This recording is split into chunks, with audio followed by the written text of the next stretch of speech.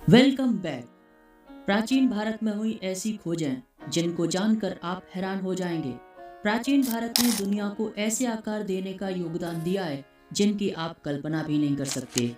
ऐतिहासिक और पुरातात्विक डॉक्यूमेंट में ऐसे सबूत मिलते हैं जो इतिहास में किए गए आविष्कारों की उपलब्धियां दर्शाते हैं। सिंधु घाटी की सभ्यता ने अपने आविष्कारों से आज के मानव समाज में क्रांतिकारी परिवर्तन किए। सिंधु घाटी ने मिस्र के यूनानियों जैसी एडवांस सिविलाइजेशन को टक्कर देते हुए ज्ञान मीमांसा, कला, साहित्य, प्रौद्योगिकी, वस्त्र, माप विज्ञान, उत्पादन जैसे कई क्षेत्रों में विकास किया। आज की इस वीडियो में हम प्राचीन भारतीय सभ्यताओं के द्वारा किए गए ऐसे अद्भुत आविष्कारों के बारे में बताएंगे, तो वीडियो में एंड तक बने रहें। चैनल पर नए हैं तो सब्सक्राइब करें। तो चलिए शुरू करते हैं।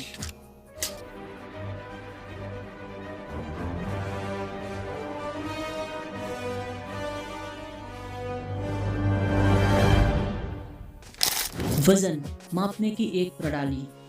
सिंधु घाटी की सभ्यता एक विकसित और हाल ही में खोजी गई एक प्राचीन संस्कृति है। हड़प्पा और उस समय की बाद की संस्कृति को आज हम जिन सामान्य चीजों का इस्तेमाल करते हैं उनमें कई आविष्कारों का श्रेय दिया जाता है, खासकर मापने की प्रणाली में, जैसे वजन। 1930 के दशक में सिंधु घाटी सभ्यता के एक पुरातात्विक स्थल पर चन्हू में 58 घनाकार वजन खोजे गए। ये आविष्कार 2400 से 1700 ईसा पूर्व माप की दशमलव और बाइनरी गणितीय प्रणाली का उपयोग करके किए गए थे। माप विज्ञानी कहते हैं कि पहले इन पत्थरों को आकार दिया गया और तब तक घिसा गया जब तक ये आवश्यक द्रव्यमान तक न पहुंच गए। सिंधु घाटी के लोग इन वजनों को बनाने में बहुत सावधान थे। समय और स्थान के साथ 7 शताब्दियों के अंतराल में द्रव्यमान, वजन और डिग्री बहुत सटीक रही, जिनमें केवल 2% मार्जिन मात्र की त्रुटि थी। हाथ से शिल्पकला में उनकी महारत के अलावा वजन प्रणाली दर्शाती है कि सिंधु के लोग 10 की शक्तियों के उपयोग के बारे में जानते थे, जो दशमलव प्रणाली का आधार है। गणनाओं में बड़े मूल्यों की संख्याओं का उपयोग किया करते थे। शतरंज के 4 मुख्य खिलाड़ी। शतरंज को आज भी बौद्धिक विकास के रूप में खेला जाता है। हालांकि पुराने समय में भी शतरंज को चतुरंग 4 विभाग का मॉडल कहा जाता था। ये बोर्ड गेम भारतीय आविष्कारों में सबसे प्रसिद्ध है, जो पहले प्राचीन भारतीयों द्वारा खेला जाता था। रॉबर्ट कैपलन ने रणनीति खेल के विकास का समय 3000 ईसा पूर्व से 500 ईसा पूर्व के बीच निर्धारित किया। ये खेल अरबों के माध्यम से फारस और यूरोपीय देशों में पहुंचा।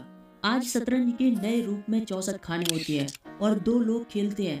पहले इसे 4 लोग खेला करते थे। प्रत्येक खिलाड़ी के पास 8 मोहरे हुआ करते थे, जिनमें राजा, विषभ, घोड़ा, किश्ती और 4 मोहरे हुआ करते थे, और 6 मुंह वाले पासे के स्थान पर एक आयताकार पासे का उपयोग किया जाता था। एक दूसरे का सामना करने वाले खिलाड़ी संयोगी होते थे और उनके बैठने की स्थिति के विपरीत दिशाओं के आधार पर टीमें बनाई जाती थी। सामान्य तौर पर शतरंज का उल्लेख पुराणों में भी मिलता है। प्राचीन भारतीय साहित्य में 18 पुराणों का उल्लेख मिलता है, जो ये बताते हैं कि महाभारत काल में कैसे पांडवों के भाई युधिष्ठिर पासे के खेल में धूर्त शकुनी के हाथों अपना राज्य, संपत्ति, धन, यहाँ तक कि अपनी पत्नी को भी हार गए। कहते हैं कि रामायण काल में भी रावण को युद्ध की रणनीति समझाने के लिए उसकी पत्नी मंदोदरी ने शतरंज का आविष्कार किया। कपास और रेशे की खेती। कपास और रेशम यकीनन आज पूरी दुनिया में सबसे व्यावसायिक वस्तु है।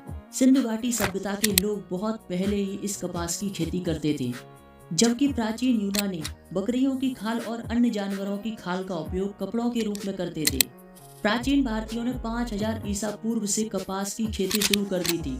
एक यूनानी दार्शनिक हेरोडोटस ने भारतीय कपास को भेड़ की ऊन से अधिक सुंदर और गुणकारी बताया। भारतीय कपास को हवाओं में बुना हुआ बताया गया। अरब व्यापारी 800 ईस्वी में कपास की खेती की अवधारणा को ग्रीस और फिर यूरोप ले गए। सबसे पुराना धागा जो नवपाषाण युग का है, मेहरगढ़ और राखी गढ़ी के पुरातत्व स्थल पर पाया गया। कपास भारतीय आविष्कारों में कई शताब्दियों से राष्ट्रीय पहचान का हिस्सा रहा है। सूती कपड़े भारत में ब्रिटिश साम्राज्यवाद के विरुद्ध एक प्रेरक भी था, जिसमें चरखा, सूती चरखा, खादी, सादा सूती कपड़े स्वतंत्रता आंदोलनों में संघर्ष का प्रतीक रहे हैं। योग, मन और शरीर का संबंध। योग शब्द को संस्कृत में अलग अलग अर्थों में जाना जाता है, जिसमें 200 ईसा पूर्व से 400 ईसा पूर्व तक शरीर का ईश्वर के साथ मिलन शामिल है। 3री शताब्दी ईसा पूर्व हम देखते हैं कि मृत्यु के देवता शरीर और बुद्धि की तुलना सवार और रथ से करते हैं। मानव शरीर का महत्व और शरीर विज्ञान व्यक्ति का सर्वोच्च सत्ता से संबंध मन और शरीर के ही अंश हैं। बाद में बौद्ध और जैन दार्शनिक विचारधाराओं में योग सिद्धांत को मूल रूप दिया गया।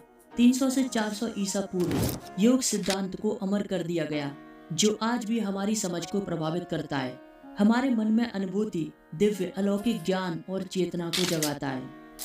प्लास्टिक सर्जरी, चेहरे का पुनर्निर्माण।